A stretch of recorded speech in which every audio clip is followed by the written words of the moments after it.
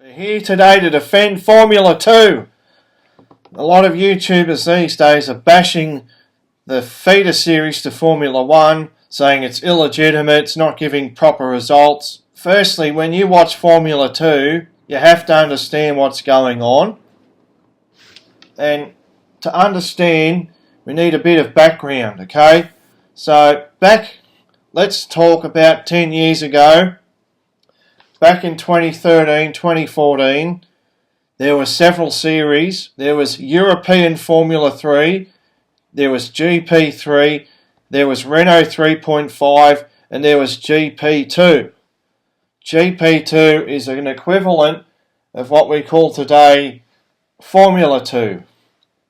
However, back then, the grids were not as strong as they are today in Formula 2. Now, why is that? To understand that, you have to go to the other series. All these series were sort of a Formula 3 level, but they are not equivalent to what we call today FIA Formula 3, which was just won by Leonardo Fornaroli, and before him, the likes of Victor Martins, Oscar Piastri, etc. That's a completely different series. It started in 2019. Back in 2014, 2013, those sort of days, young driver academies, and I'm especially looking at Red Bull here, if they thought a driver was promising, they could just move them into Euro Formula 3 or Renault 3.5, and if that driver won the series, they would move them into Formula 1, completely skipping GP2, which would become Formula 2. That was allowed back then. That was the done thing. However, today, all the best drivers coming into Formula 1 tend to funnel through into Formula 2. They all meet there. So when you look at Formula 2 today, there's probably 12 or 13 academy drivers. Some of the other drivers are former academy drivers. Whereas back 10 years ago, that wasn't the case. There might have been one or two, and the other drivers were generally paying for the seat. This has culminated in Formula 2 having stronger fields, in spite of what's being said on YouTube and other platforms and websites across the internet. Formula 2 fields today are stronger than they were 10 years ago. 10 years ago, Formula 2 was won by Ollie and Palmer, and I think we can agree that drivers coming through now, such as Antonelli, Bortoletto, Colapinto, are obviously stronger than Ollie and Palmer. So when people say that Lance Stroll won Formula 3, he did not win what we call today FIA Formula 3. He won European Formula 3.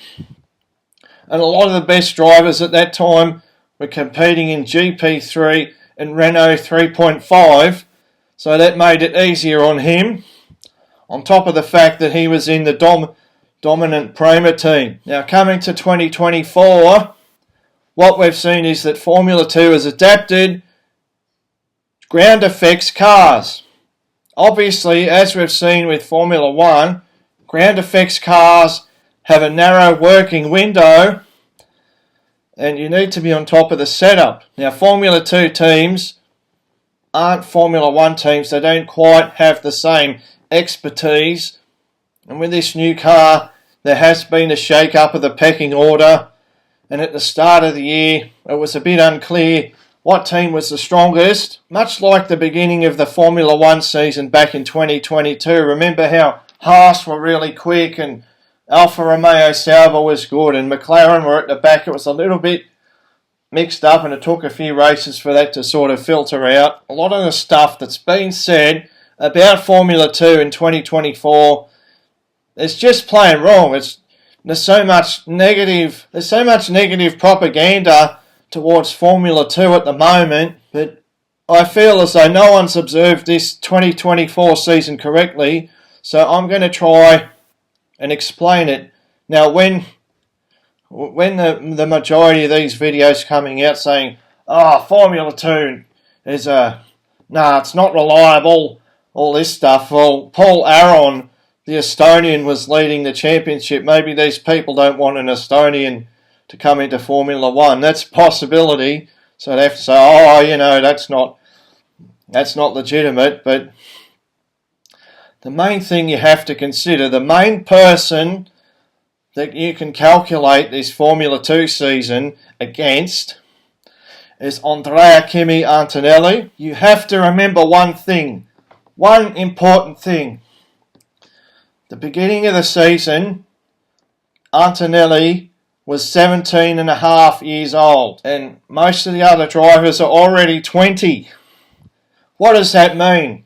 You can't expect the results of Antonelli to be on par with the other drivers because he's behind. He's behind. Not only is he only 17 years old, but he's skipped F3. Although I think Antonelli and Dirksen have shown the Formula Regional European Championship is a very good proving ground for the young drivers. But having said that, he skipped F3, FIA F3 completely. When you take all that into account, you can't expect Antonelli to be on the same level as drivers who have been in F2 for a couple of seasons, who are already 20. You know, F2 doesn't have power steering. So he's not going to be at that level. His level of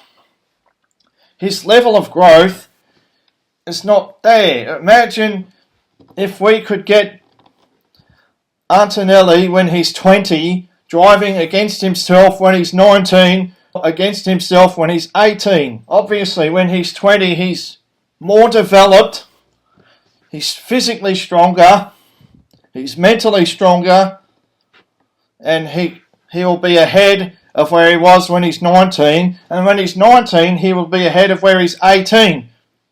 So if you consider that in 2 years' time Antonelli might be 2 or 3 tenths of a second faster than he is now, and you look where he is with that Prema, consistently qualifying within 2 tenths of pole position, then you can understand where he would be if he was 20 years old. That's the main point to consider. So people saying that the 2024 Prema car is a tractor, it's slow, and all this stuff, that does not stack up against where Andrea Kimi Antonelli is. He's showing as a 17-and-a-half-year-old turned 18-year-old, he's able to extract a decent level of performance to consistently finish in the top 6, and he's won 2 of the races. He's won the Hungarian feature race, and he's also won the Silverstone sprint race. So that car is not that far behind some of the competitors. One car that might be bad is the ART.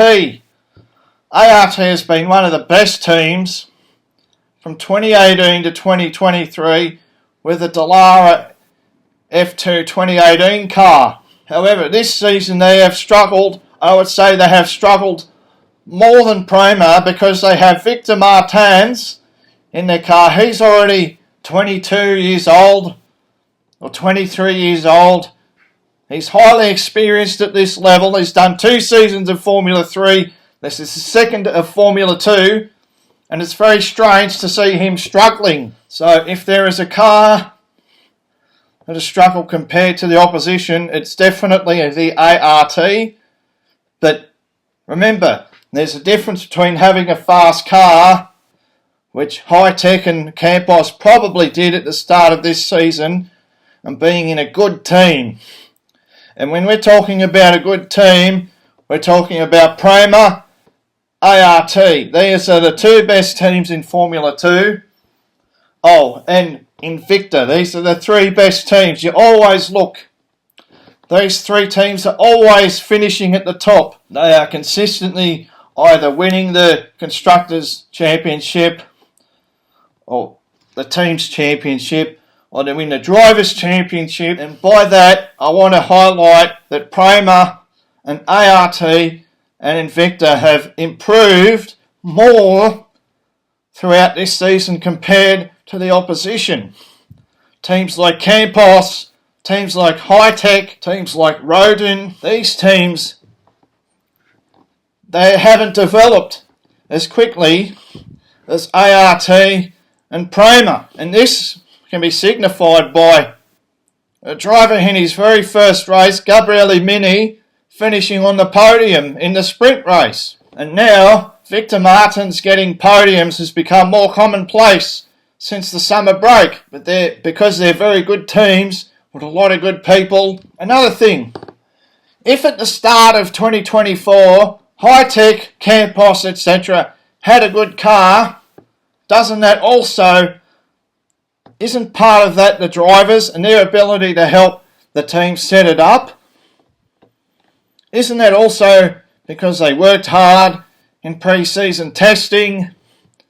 So where is their fault? Why are we punishing drivers like Paul Aron and Isaac Hadjar saying, oh, you've got a fast car? Well, haven't those drivers helped to make that car fast? With testing? With feedback? So it's very unfair to try and dismiss drivers who've done well this season unexpectedly and say, oh, it's just because they've got a good car. Well, as I said, they've helped to set the car up. And I don't understand why Formula 1 fans are unhappy with the Formula 2 pecking order being shaken up. It's obvious that some of these drivers are better than we thought they were. Franco Colapinto is proof of that, right? We put him in a Williams F1 car, he's almost as fast as Alex Albon from the get-go. So, it makes you question, so how fast are some of these other drivers? And it's very unfair that we get F1 YouTubers, some of them are very influential, going out of their way to dismiss any achievements just because certain drivers who are expected to do well are not doing well. You can understand, because again, let me get up the Formula 2 standings. Look, a lot of it comes down to how do you rate Formula 2? Because Formula 2 seems a bit chaotic at the moment. Some teams have taken to these new regulations much better than others. In summary, when I look at this 2024 season, I notice that everyone is very close. The teams are very close. The drivers are very close. The gaps between them in qualifying is very small. There's no one dominating. So I'd say that most of these drivers are on a fairly similar level. And it's minor things that are causing the difference in the competitiveness from one week to the next. But generally we've seen at the front, Isaac Hadjar yo-yoing a bit. One week he's winning the race, the next week he's at the back or has had a mechanical failure. Then we see Gabriel Bortoleto, he's consistently near the top. Paul Aron was very consistent at the start of the year. He's still been very consistently quick, although he's made mix between errors and mechanical failure. He's dropped back a bit. Zane Maloney's been there quite a few times. In the second half of the season, we've seen the emergence of ART getting back to where they should be. As I said, Kimi Antonelli being there most of the time in the top 10, top 6 even. We've also seen Richard Verschoor, Joshua Dirksen doing well. Most of the other drivers are struggling a little bit. Jack Crawford is usually there or thereabouts. So I think it's fairly consistent with the who's doing well versus who's not doing well. But the gaps are very small. The field spread is very tight. And trying to dismiss achievements is very unfair. And it's probably very incorrect too. So if you are watching Formula 2, I say keep watching it and try and appreciate the achievements of the winning drivers, And don't listen to some Formula 1 YouTuber saying that it's illegitimate. If they won a race in Formula 2, well done. And hopefully you can appreciate some of the talent that's coming through, and hopefully we see some of these fast young drivers make it to Formula 1.